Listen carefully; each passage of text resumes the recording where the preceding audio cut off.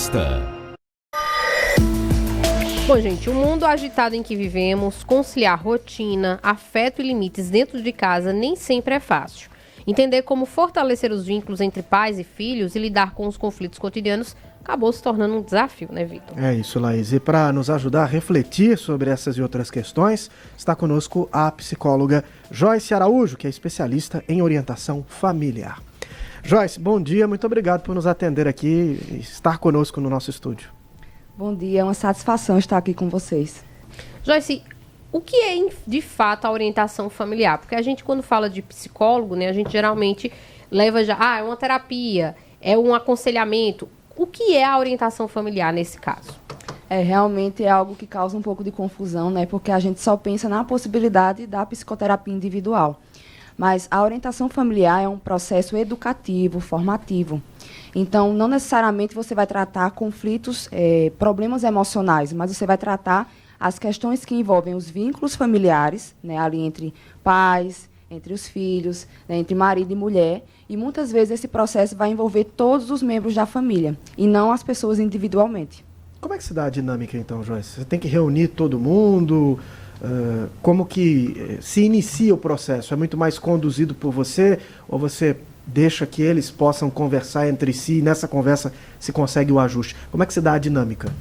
A dinâmica é um pouco diferente, né, da terapia familiar, que a gente sabe que tem terapia familiar, terapia de casal, onde todos ali vão participar, né, no setting terapêutico. Na orientação familiar, a gente vai ouvir a demanda primeiro. Então, geralmente, ou é a mãe que procura, ou é o pai, né? Geralmente são os adultos, né, que vão procurar essa orientação. E aí eu vou fazer esse contato, né, seja com o pai, com a mãe, vou ouvir, depois eu vou fazer o contato com a outra pessoa, né, para também ouvir o lado dela, e muitas vezes será necessário também fazer esse contato com os filhos. Dependendo da idade dos filhos, também não vai ser necessário, né? Às vezes é uma mãe que tem um filho de 2 anos e meio, né, que está tendo dificuldades ali na educação. Aí, nesse caso, às vezes não vai ser necessário atender aquela criança.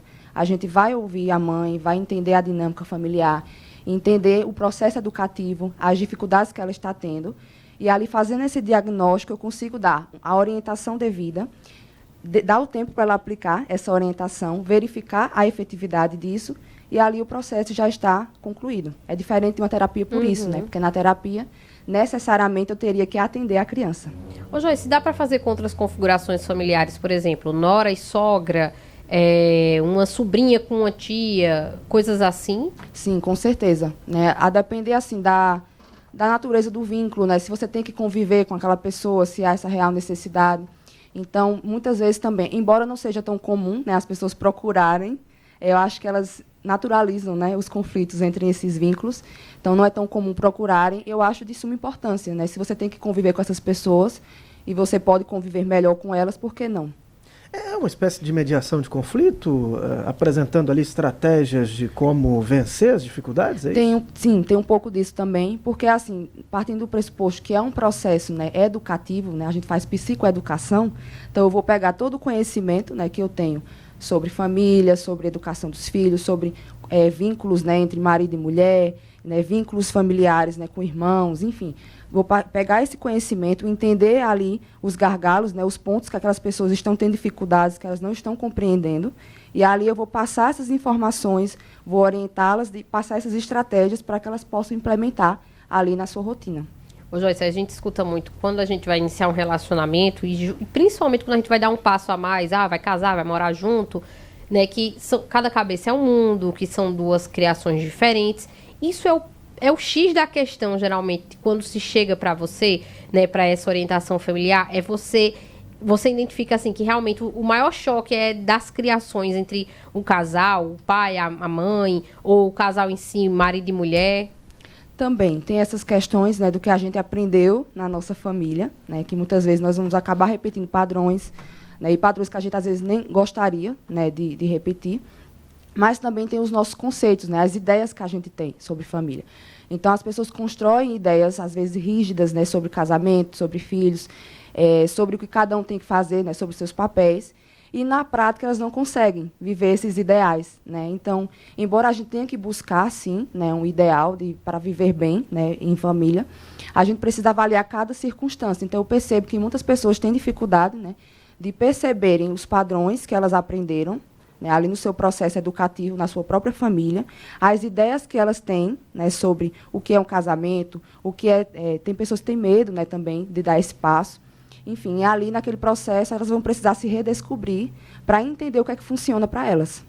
Qual seria, pela tua experiência, pela leitura na literatura sobre o assunto, qual seria o principal entrave para um ambiente familiar harmonioso? O problema principal, olha, esse aqui geralmente está presente nas situações de crise. Eu acredito que é a definição de papéis, né, do que cada um precisa fazer ali na família, e a questão dos limites. Eu acho que essa é a maior queixa, a maior dificuldade, né? Tanto o limite, né, entre os adultos na comunicação e o limite com os filhos. Os adultos extrapolam, então, na comunicação? É isso? Usam palavras que não deveriam? Isso. Assim, conflitos, né? Porque os adultos, né, marido e mulher, muitas vezes, né, vão entrar em conflito e muitas vezes não vão saber resolver, né, esses problemas de comunicação. E também do adulto para com a criança, para com os adolescentes. Né? Porque, assim, educar um filho vai dar trabalho, vai ter problemas, né? E muitas vezes a gente não vai saber a medida, não vai saber como comunicar o que a gente precisa transmitir de uma maneira assertiva, né? Ou a gente cai numa postura permissiva, ou a gente cai numa postura dominadora, que são os extremos, né? E nenhuma das duas é o ideal. Você falou aí sobre isso, né? E eu vejo muito que tem duas coisas muito diferentes, né, hoje em dia na criação dos filhos. Ou aquele casal que trata demais como criança e aquela criança não desenvolve, ou o casal que quer tratar a criança como se ela já fosse um adulto e cobra demais dela. Então isso também confunde a cabeça da criança, né? Eu sou o quê? Qual é o meu papel aqui?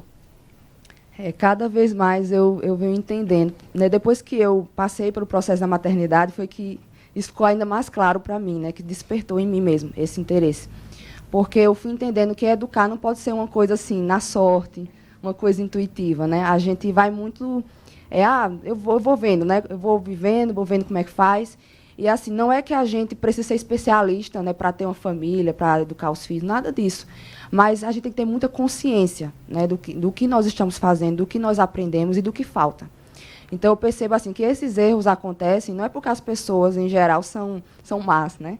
Porque elas querem errar, porque elas... estão sendo negligentes, mas por falta de autoconhecimento, né, mesmo, e por falta de direcionamento. Então, muitas vezes, se você buscasse um direcionamento, né, profissional, tanto realmente procurar um profissional, quanto estudar sobre o assunto, porque hoje em dia nós temos livros, né, nós temos cursos, o acesso à internet nos permite isso.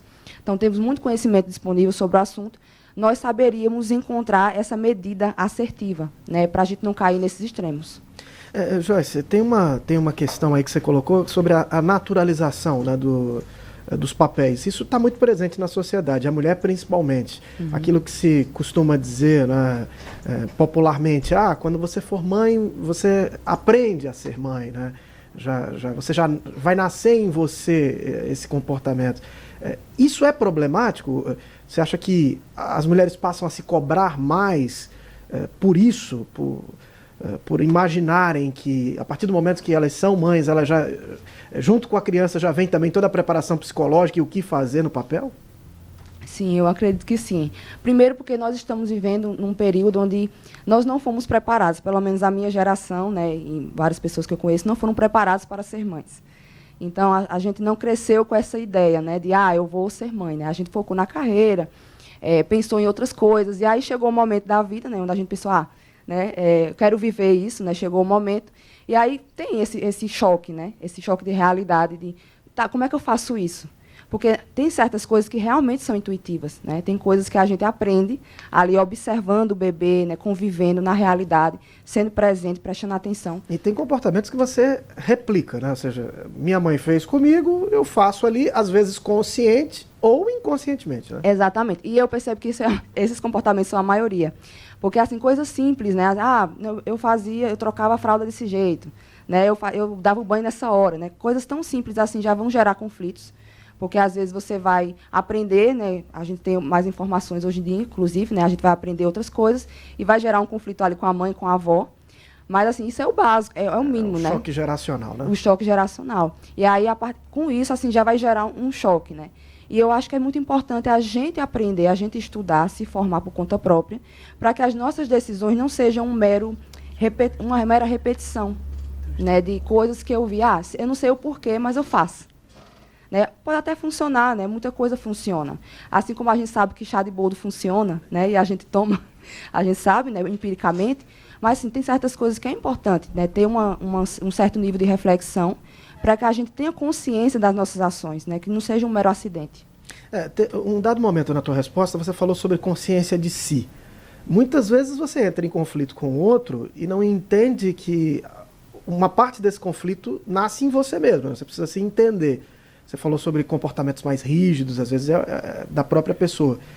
Passa por isso também, para mediar, é preciso fazer com que a pessoa comece a olhar para ela mesmo. Por que você exige tão rigidamente o papel do outro dessa maneira? Por que você não dá espaço para que o outro possa ser diferente daquilo que você tem expectativa? Quer dizer, passa por cada parte olhar para si, para depois então julgar o comportamento do outro? Exatamente. E aí, assim, muitas vezes nesse processo a gente percebe que a pessoa precisa, sim, de uma psicoterapia. Né? Porque no processo da orientação familiar a gente vai entender se tem alguém ali que vai precisar passar por esse processo. Porque muitas vezes essa pessoa vai ter, sim, transtornos, né? Algo que precisa ser diagnosticado, ou vai ter traumas, né? Conflitos emocionais muito profundos, que um processo educativo e formativo, né? Aí eu te dar o caminho, a orientação não vai ser o suficiente. Essa pessoa vai ter que entrar nesse processo de terapia mais profundo para tratar essas questões e aí sim poder lidar, né, com elas no contexto familiar. Ô Joyce, isso parece aqui algo de uma dinâmica complexa, né? Quanto tempo, em média, pode demorar o processo de orientação familiar? Pronto, tem esse detalhe também, porque o processo da orientação familiar geralmente vai ser mais curto que uma terapia. Né? No processo de psicoterapia, né, que eu também faço, os meus pacientes passam, em média, 6 meses, 1 ano, 1 ano e meio. Né? Essa é a média assim, de alta, né, que eu dou para os meus pacientes. Mas já no processo de orientação familiar, a gente vai de 5 encontros a 10 encontros. Em alguns casos mais complexos, a gente pode estender. Mas a ideia da orientação é que seja um processo com início, meio e fim muito bem definidos, e que não fique assim, em aberto, né? Que a gente estabeleça um prazo para que a pessoa receba as orientações, coloque em prática e dê o feedback se aquelas orientações foram suficientes. Então, princípio, meio e fim. Vamos lá. Você falou aqui, num primeiro momento, ouvir as partes, né? Se são adultos, você vai ouvir as duas partes, a depender se a criança já for um pouco maior, também vai ouvir essa parte, para tentar promover a mediação. Você vai identificar o problema, vai propor uma estratégia de solução e depois vai estabelecer um prazo para que eles coloquem em prática e vai verificar. É mais ou menos isso. É a partir da verificação final, se tiver tudo ok, que a família ganha alta, é isso? Isso, porque assim, explicando um pouco a estrutura, né, do processo. O primeiro passo é o processo da anamnese. Né? Eu não posso fazer um diagnóstico da situação, oferecer estratégias se eu não conhecer profundamente a situação. Então, leva em média 1 a 2 encontros, né, às vezes até mais, dependendo da situação, para a gente entender, né, e a pessoa me falar tudo sobre a rotina, né, sobre o comportamento de cada um, sobre os problemas, né, sobre o início, né, da história daquela família. Então, tudo isso eu preciso saber para, a partir daí, fazer o diagnóstico da situação e elaborar as estratégias, passar as estratégias e aí sim dar o tempo de implementação. Então, essa questão do tempo, né, em psicologia a gente sabe muito bem disso, né, cada pessoa, cada família tem o seu tempo. Então, tudo depende realmente da situação concreta. E, feito toda essa parte de conhecimento e tudo, como é que as pessoas podem, depois que termina todo o trabalho, continuar aplicando isso para não regredir, Joyce? Pronto. Então, assim, tendo a possibilidade, né, da pessoa ter sessões de reforço, a gente pode fazer, né? Então, as portas sempre estão abertas, né? Não é porque o processo encerrou que a pessoa não pode voltar a buscar orientações pontuais. Mas eu costumo deixar diretrizes muito bem claras. Então, livros, né, materiais que as pessoas podem consultar, né, resumos do que foi trabalhado, né, resumos por escrito. Então, tudo que foi trabalhado ali em conversa, a pessoa também recebe um material, né, em escrito para que ela possa consultar e relembrar tudo aquilo que foi abordado, né, nesse processo formativo da orientação familiar. Vamos falar um pouco também, Joyce, sobre os conflitos que geram reflexo em outras relações. Às vezes o problema está ali na criação do filho, uma questão pontual, mas reflete no casamento. Ou um desentendimento com a sogra, reflete no casamento. Ou até uma crise, né, esse confronto geracional que pode refletir na relação com o filho ou com o neto, enfim. não é um conflito unilateral, né? Às vezes ele é múltiplo, né? Porque tem reflexo em outras relações, né? Até mesmo no trabalho, né? Você vai estar com uma família com dificuldade, aquilo vai se refletir na produtividade do casal, pode refletir na produtividade do estudo dos filhos. Então tem uns reflexos para além daquela relação direta ali, né? Sim, eu vejo que é uma questão também de estabelecer a hierarquia. Geralmente, aquela pessoa que está tendo a dificuldade, né, está colocando o trabalho à frente da família, ou está tendo um problema com a sogra, um problema com a mãe, enfim, ela está tendo dificuldade de entender a hierarquia das relações. Então, a relação com o marido, com a esposa, tem um lugar, a relação com a sogra, a relação com a mãe, a relação com o trabalho, tudo tem o seu lugar. Então, às vezes, a pessoa está colocando aquela relação à frente das outras. Então, no processo, ali conversando, a gente também consegue perceber, né? Às vezes é um pai, uma mãe que está dando muita prioridade ao trabalho e não consegue se desconectar. Né? Ali no momento que está em casa, que era para estar prestando atenção em outras coisas, dando sua presença, né? Que às vezes é pouco tempo, ela não consegue, porque ela está muito focada ali nos problemas, né? que deixou no trabalho, né? Enfim, outro tipo de problema, e não consegue exercitar a sua presença real naquela situação. Então, às vezes é uma questão de se perceber mesmo, né? Quando você está no problema, você não se percebe muito bem. Às vezes você precisa que outra pessoa de fora mostre, né? Olha, isso aqui está acontecendo. Aí a pessoa, nossa, realmente, né? Eu não percebi que eu estava fazendo isso. E é importante a gente também dizer, né, Joyce, que não existe uma fórmula, né, que vai se aplicar, porque cada caso é um caso, depende muito se o filho é pequeno, se o filho já é maior, qual é a configuração familiar, quem são essas pessoas. Não dá para também dizer assim, me dê uma receita aqui de como fazer, porque não é, né? Não é um bolo que você chega com algo pronto e vai executar, né? Se fosse assim, era só indicar um livro, né? Olha, lê esse livro aqui que vai resolver, né? Mas na prática a gente sabe que tem que ter repertório, né? O meu interesse de trabalhar com isso surgiu desde a graduação, porque na época da graduação a gente fazia os estágios e eu atendia crianças, né? E aí eu tinha muito contato com os pais, porque eu aprendi naquela época, na prática, que não tem como atender uma criança sem atender os pais. Né? Então, na maioria das vezes, eram ajustes que os pais tinham que fazer para que a criança melhorasse. Aí eu fiquei com essa ideia, né? Mas aí passou o tempo, eu fui focando só na questão da psicoterapia para adultos, por muito tempo, né, online. E depois da maternidade, isso voltou, né, se reacendeu. Poxa, eu gosto tanto, né, de trabalhar com famílias, como é que eu posso? Aí foi quando eu descobri a possibilidade da orientação familiar, porque é uma forma de eu trabalhar com os adultos, não necessariamente abrir um consultório e trabalhar numa clínica infantil, né, mas trabalhar com os adultos, mas nessas demandas, né, que eu já via que havia necessidade, né, que os pais chegavam perdidos. E assim, as pessoas começaram a me procurar também, né, me pedindo ajuda, e era sempre assim, eu quero um psicólogo para o meu filho. Aí eu perguntava, tá, mas o que é que está acontecendo? Me conta um pouquinho para eu saber. Quando a pessoa me contava, eu entendia que não necessariamente era a criança que estava precisando, né, de uma terapia. Assim, necessariamente ela precisa passar por uma terapia. Às vezes era uma questão ali, o uso excessivo do celular, né, a criança não dorme cedo, né, a criança está irritada. Então, assim, não é que ela está com algum transtorno, né, ou com algum problema emocional grave. Às vezes é esse ajuste que educacional, né, que a mãe, que o pai precisa fazer, que já vai mudar, né, o comportamento do filho. Ô Joyce, você acha que, na sua opinião, né, hoje em dia a gente escuta muito falar de educação positiva, de educação montessoriana, enfim, são termos que acabaram viralizando nas redes sociais. Que isso acabou também dando margem para que não são coisas erradas, mas um modo não adequado de se criar aquelas crianças surgisse, porque as pessoas acham que o que tem na internet já é o suficiente para elas entenderem esse modo de criação? Porque assim, métodos vão surgindo, né? E eu acho que o grande problema é o medo de exercer a autoridade. Os pais foram ficando com medo de traumatizar os filhos, né? Porque cai num excesso, assim, da forma como as coisas eram feitas antes, né? E aí eu vou para um extremo que, não, eu não posso exercer minha autoridade, eu não posso castigar, eu não posso fazer nada, né? Porque senão eu vou prejudicar o meu filho. Então, a falta de conhecimento, ou então ver as coisas partidas, assim, causa essa insegurança, né? Mas eu acredito muito no equilíbrio entre carinho e firmeza, né? A verdadeira autoridade, e aí não importa o método, né? Se você vai aplicar a disciplina positiva, é importante o princípio, o conceito. Eu preciso educar com carinho e firmeza. Então, eu nem vou me exceder ali nos castigos, eu não vou usar uma linguagem agressiva, né? Eu não vou gritar, não vou xingar, enfim, não vou bater no meu filho, obviamente, mas eu também não posso ser permissivo. Né? Eu também preciso ter uma postura segura, estável. Né? Imagina uma planta, a gente planta, tem que colocar uma estaca para aquela planta crescer, né? Para ela acompanhar o crescimento da planta e para garantir que ela vai crescer, né, reta.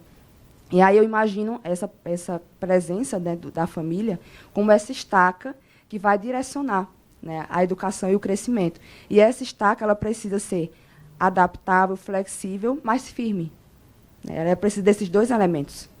Para a gente entender melhor, Joyce, como é que se dá a formulação da estratégia, né? Até dentro daquilo que falou a Laís, né? Não existe uma receita específica e cada caso é um caso. Você poderia trazer para a gente aqui um caso real, claro, guardando aí o anonimato das pessoas, ou até um caso de literatura, para a gente entender, a partir da leitura do caso, qual a estratégia que é escolhida pela orientadora para que a questão possa se solucionar? Pronto, um caso, uma coisa muito comum, né, que tem acontecido frequentemente, né, nesses últimos dias. Acho que é algo dessa geração, né, desse momento que nós estamos vivendo. Aquela fase da segunda infância, né, a criança está ali entre seus 8, 9 anos e ganha um celular.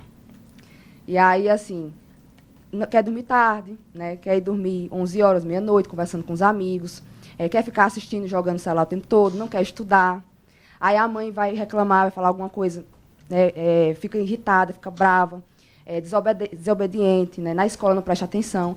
Pronto, aí a mãe chega e fala, não, meu filho está irritado, né? A gente tenta tirar o celular, ela faz um escândalo, ela se desespera, ela chora, não quer dormir cedo, fica até de madrugada no celular. Pronto, a pessoa chega com essa demanda. Como é que eu faço, né, para mudar o comportamento? Aí vem o processo da anamnese, né, que eu comentei, então a gente vai entender todas essas informações, né, que horas dorme, quanto tempo passa com o celular, né, tem horários para fazer as coisas. E aí a gente já começa implementando uma rotina e orientando a família sobre o uso do celular. Porque eu percebo que muitas famílias hoje em dia, e eu trouxe esse caso justamente porque é uma coisa muito comum, né, as pessoas estão entregando celulares, computadores, né, enfim, dispositivos eletrônicos de maneira indiscriminada e não estão refletindo sobre o impacto que isso vai trazer. Então, eu vejo que é uma questão assim que um profissional trazendo, orientando e mostrando os prejuízos, né, do uso do celular, por exemplo, já é um alerta, assim, uma forma da pessoa perceber onde ela está errando. Então, nesse caso em específico, né, só o fato de você tirar o celular, né, e restringir quase 100% o uso desse celular, né, nessa idade, estabelecer o horário para dormir, o horário para fazer as tarefas e mantendo essa firmeza que eu falei, né, que eu comentei, de não voltar atrás, né, mesmo que a criança ali chore, diga que não ama a mãe, que não ama o pai, né, que tem esses processos aí, mas que você mantenha essa firmeza, a criança começa a entender, né, que ela é amada, que ela pode confiar nos pais, que os pais são uma fonte de segurança e de estabilidade para ela, e ela se acalma. Então, assim, é uma questão de poucos dias, né, poucas semanas, você já percebe uma mudança no comportamento. Porque uma criança de 8, 9 anos, ela não tem como discernir, como decidir, né, de maneira adequada, né, como usar um celular. Ou ela não tem como dizer, eu vou dormir às 10 horas porque é bom para mim, porque é bom para a minha saúde, porque eu preciso. Né? Ela precisa que o pai, a mãe, né, que o tutor, faça esse papel. E, às vezes, as pessoas têm medo, né, de chegar e implementar essas mudanças porque elas temem a reação, né, dos filhos. Joyce, e para quem ficou interessado em conhecer um pouquinho mais sobre a orientação familiar, como faz para te encontrar? Pronto, pode me encontrar no meu Instagram, né, que é Joyce Araújo _PC. Pode me encontrar também no meu YouTube, que também tem um canal no YouTube, né, onde eu falo mais sobre esses assuntos, que é Joyce Araújo. Meu atendimento hoje é predominantemente online, mas eu estou abrindo essa possibilidade, né, agora também para o atendimento presencial em Caruaru. Então, é algo que a gente está começando, né, a desenvolver esse trabalho mediante a demanda, para também ter essa possibilidade, né, porque, embora o atendimento online seja bom para mim e bom para muitos pacientes, né, a gente sabe que também há essa necessidade do contato presencial, né, para algumas pessoas. Então, também é uma possibilidade que eu estou começando. Perfeito. Então, Joyce, obrigada, tá? A gente torce aí para que as pessoas tenham entendido um pouquinho, né? E vejam a importância de cuidar de um todo, das relações, não só quando é um casal ou só com um filho, mas como aquilo pode contribuir para o ambiente. Eu que agradeço pelo convite, né? Pela oportunidade de falar sobre esse assunto tão importante, Porque eu acredito que a gente só constrói uma sociedade forte se a gente investir na família, né? Se a família for forte. Perfeito. Daí Obrigado, a gente Joyce. conversou com a psicóloga Joyce Araújo falando sobre orientação familiar.